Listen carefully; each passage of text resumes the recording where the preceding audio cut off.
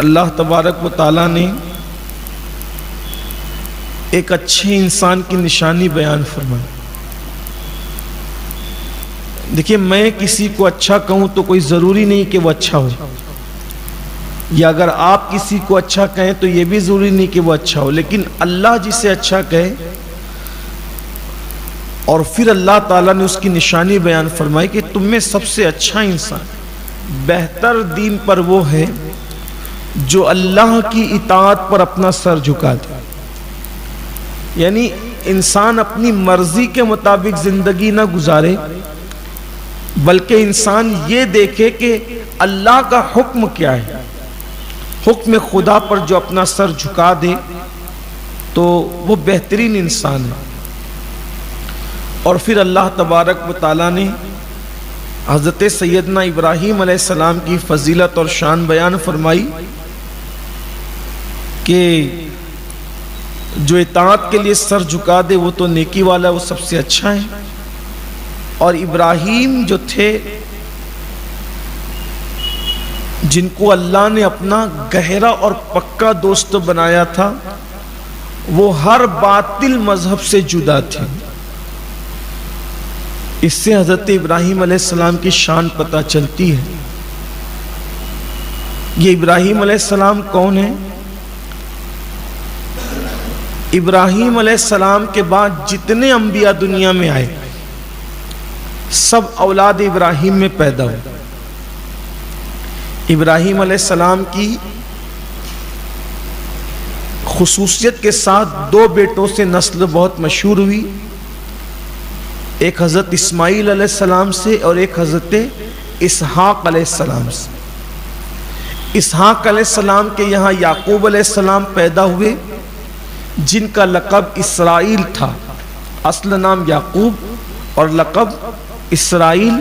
تو ان کے یہاں جتنی اولادیں پیدا ہوئی ان کو بنی اسرائیل کہتے ہیں. وہ سب اولاد یعقوب ہیں. یہ یعقوب علیہ السلام کون ہے؟ حضرت یوسف علیہ السلام کے والد. اور دوسرے حضرت اسماعیل علیہ السلام ہیں کہ اسماعیل علیہ السلام کی نسل میں پھر مشہور انبیاء کا ذکر نہیں ملتا، لیکن خاتم النبیین صلی اللہ علیہ وآلہ وسلم پیدا ہوئے ان کی نسل میں. تو ابراہیم علیہ السلام ابو الانبیاء ہیں، نبیوں کے باپ ہیں.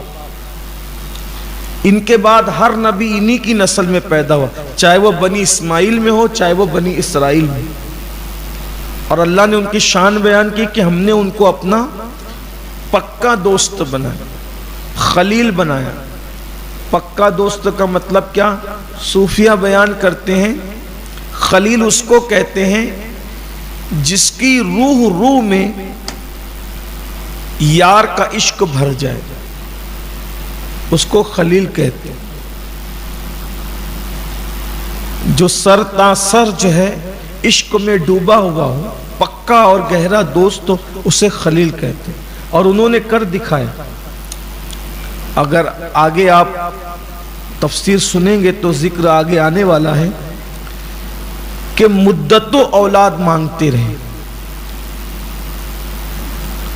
ویسے بقرعید کے موقع پہ بھی آپ سنتے رہتے ہیں ان واقعات کو.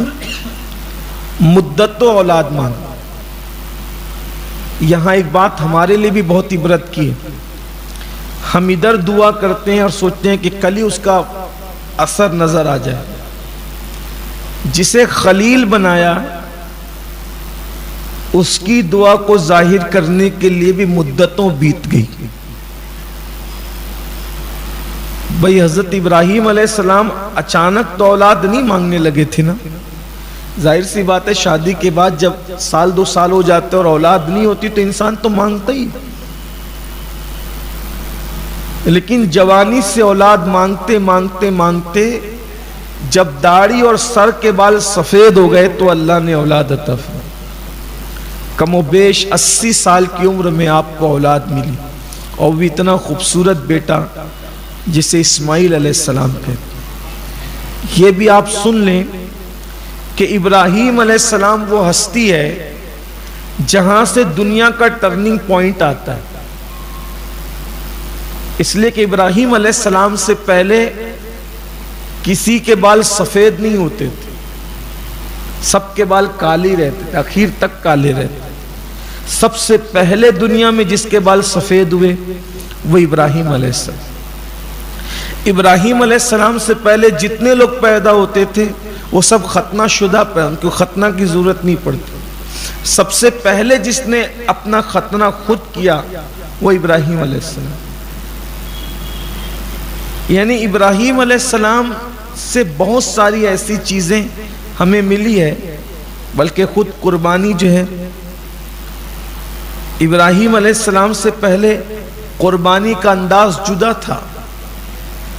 جو قربانی ہم کرتے ہیں یہ حضرت ابراہیم علیہ السلام کی شروعات ہے.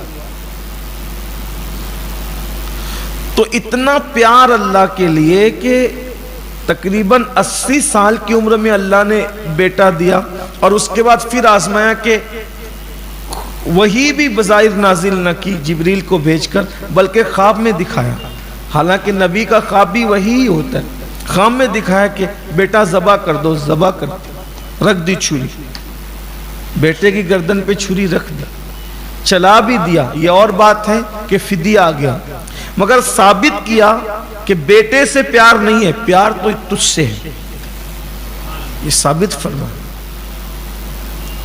آگ میں ڈالا گیا، بہت کچھ ہوا. تو یہ عشق الہی اور عشق حق کی وہ منزل ہے جو سب کو نصیب نہیں. لیکن علامہ سید محمود آلوسی اپنی کتاب روح المعانی میں لکھتے ہیں کہ خلت ابراہیمی اپنی جگہ ہے، عشق ابراہیمی اپنی جگہ ہے، لیکن محمد الرسول اللہ صلی اللہ علیہ وآلہ وسلم کو جو محبوبیت کا مقام نصیب ہوا، وہاں تو حضرت ابراہیم کے خیال کا پرندہ بھی پرواز نہیں کر سکتا. یہ مقام اللہ نے ہمارے نبی کو عطا فرمایا. تو یہ حضرت ابراہیم علیہ السلام کی شان بیان فرمائی.